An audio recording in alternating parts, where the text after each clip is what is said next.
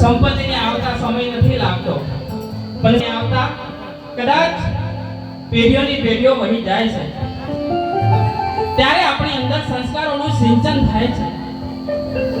ગુરુ પૂર્ણિમા એવો આ ભારતીય સંસ્કૃતિનો સુંદર અવસર, અને એ અવસરને અમે અમારું સર્વ ગામ દેરાણીયા પરિવાર મળી અને પોતાનો અવસર છે એવું માની અને ઉજવી રહ્યા છે.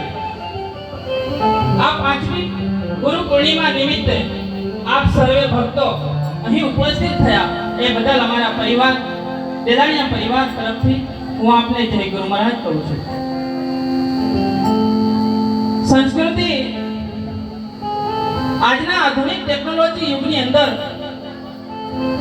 સંસ્કૃતિને સંસ્કાર સાચવવા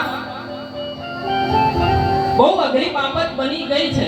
પણ જો આવા પ્રોગ્રામો થતા રહેશે તો 100% આપણી આવનારી પેઢી પણ આપણા આ સંસ્કારોનું જતન કરશે.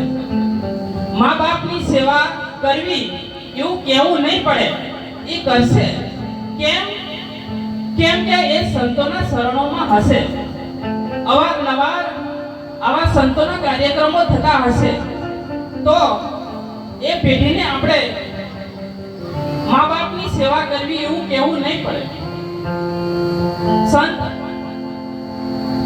संत बड़ो परमार्थी शीतल उनका अंग तपत बुझावे और की दे दे अपना रंग. संत પોતાનું તમામ જીવન કુરબાન કરી અને આપણને સંસ્કારો આપવા માટે કદાચ મીઠો ઠપકો આપે, પણ એ ઠપકાને જો આપણે સહન કરી જઈએ ને તો આપણી અંદર સંસ્કારોનું સિંચન થાય.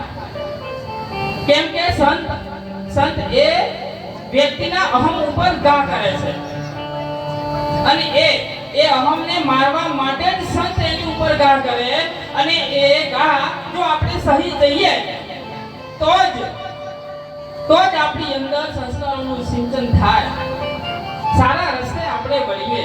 આપણી આવનારી પેઢીને કોઈ અલગથી